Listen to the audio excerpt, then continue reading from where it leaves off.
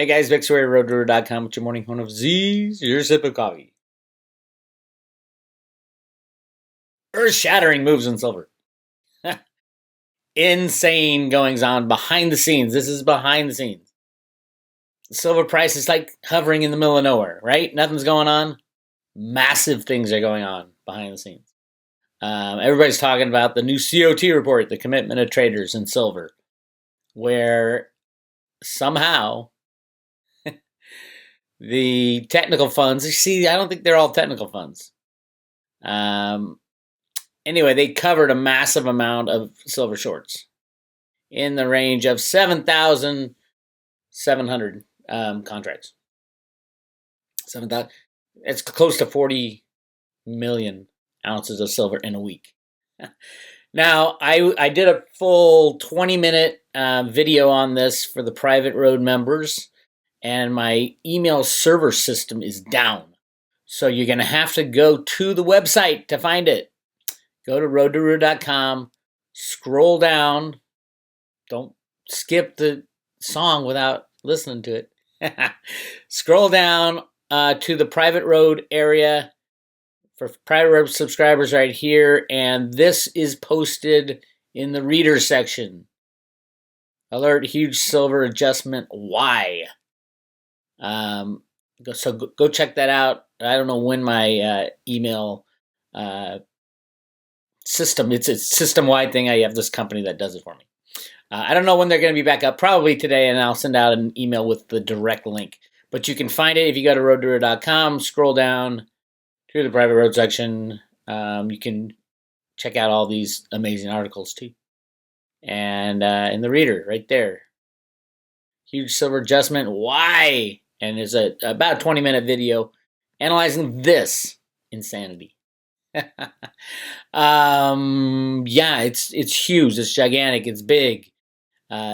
Something happened in silver. And remember, the price didn't do anything. This is for Wednesday through Tuesday of last week. And the price didn't do anything. Is it bad? Is it good? Nobody knows. It's one of those things. I think in 6 months we're gonna get I have a theory on what happened and who is making these changes and what's going to go on in the silver market, which I posted on the video for private members. But as for this, it's hard to tell who it is. I don't think it's JP Morgan. I'll tell you right now. I think it's an OTC deal, that some kind of deal that had guys changing their positions. They can change instantly, massive amounts of silver. So JP Morgan talks to Citibank, shall we say, and says, hey, I got a short position of 40 million ounces that I know I'm going to get screwed and destroy my whole company. How about I'll give you an extra 20% if you swap these two contracts? I'll take yours, you take mine. Type of bullshit. So I think that's what's going on. Ted Butler will probably opine on this over the next few weeks and months. What does it mean for silver? I don't know. Something big was happening. And it's either to stop a moonshot or someone's trying to get out of their moonshot death position. So I'll update people as we go along. But for right now, know that there's some serious goings on in silver. And perhaps they are preparing for the moonshot. Perhaps they are trying to prolong this game for another month, 2, year, 2, decade, 2, century, 2. Nobody really knows. They can. It would not be in the best interest of the United States to do that, though. So that's kind of, the U.S. always has that click of the mouse thing. They invented the computer trading models that are alive today. Alan Greenspan did it in the 1960s with his buddy John Kemeny. John Kemeny was the inventor of BASIC.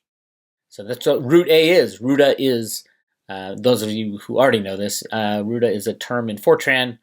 It was the basis of our banking system back in the 60s and 70s. Remember, if you guys are as old as I am, and I had my first passbook, my first banking relationship in the 70s, and they didn't have computers. There were no computers in banking back then. Maybe trading behind the scenes, I think they kicked in the early to mid 70s is when Greenspan really brought it to the forefront. But we had passbooks where they write down on a little book what your balance is, and then they stamp it and sign it. It was really, I mean, you think back about it now, it's like, wow, I can't believe it's like the olden days. But now you just you take your iPhone out and check your balances of your bank account. It's insane. But back then it was different. Times were much different. So now these days everything's computers and derivatives. Money is a term that you can't. What is the definition of money? What is money these days? Is it the pieces of paper, the Federal Reserve notes? Well, no, those are IOUs. It says right on the top, Federal Reserve note. Is it the silver dollar?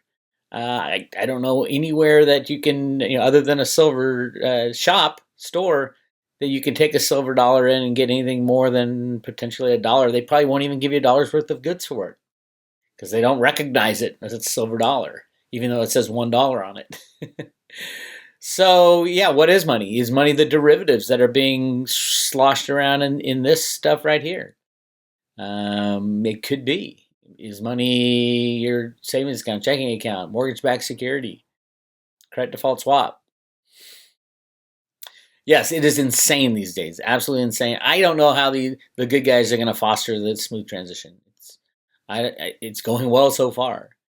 I remember the day in 2009. After the 2008 crash, the markets were still falling and falling and falling all the way to like March.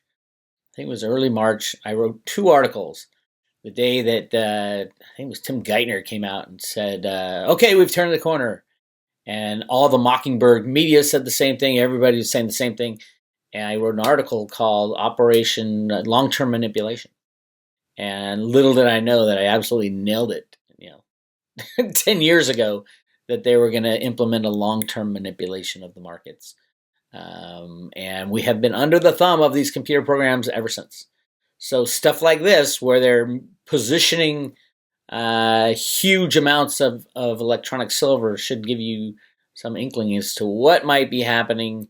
And I can't tell you right now, I can't tell you whether or not it's going to be they're repositioning for a longer term manipulation, or they're repositioning to get a certain customer, a certain entity out of harm's way.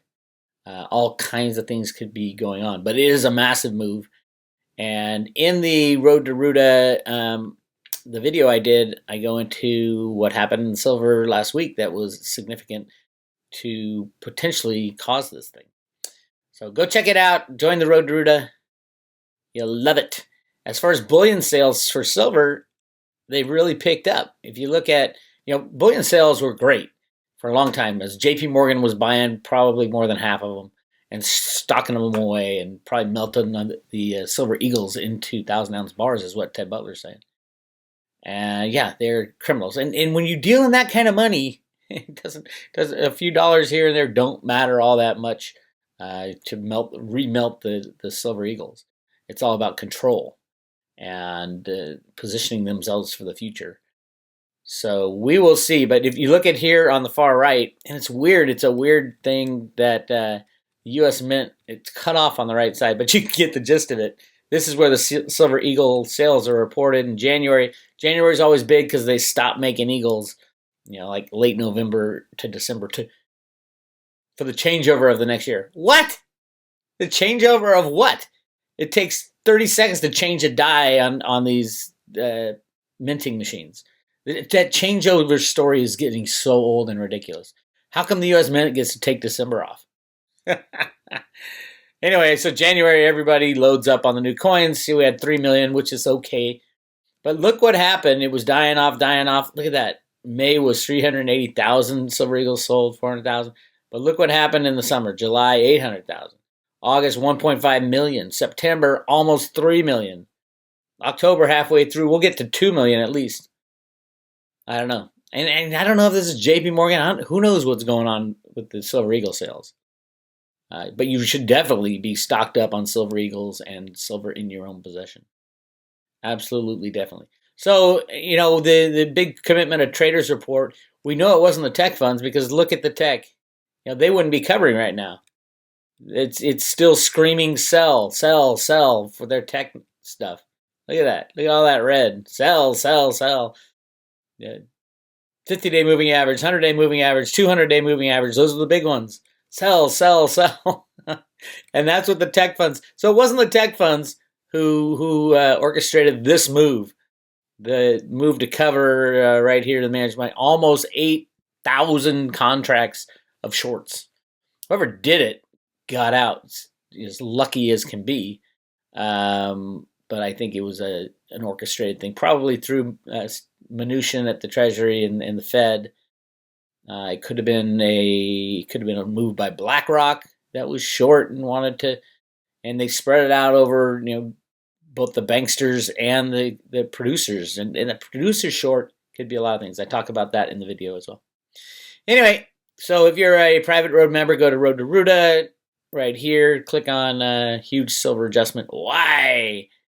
And you'll get my take, and then we move forward and the best we can. Don't forget to sign up for Road to Ruta. At the very top, you get free emails right there. And don't forget to download the song. Litecoin is the right coin. See if it works. This will take you to the web page, which takes you to Listen on Apple. Right here at the link. I've been listening to it literally every day. It's fun. Dick did a great job in mixing it all so that you really do get the live feel. I love that. I don't think it's going to come up here. Anyway, go check it out, roadtoruta.com, and you can sing along with the Litecoin song. I think my computer's imploding. Anyway, this is Bix. I'll talk to you guys later.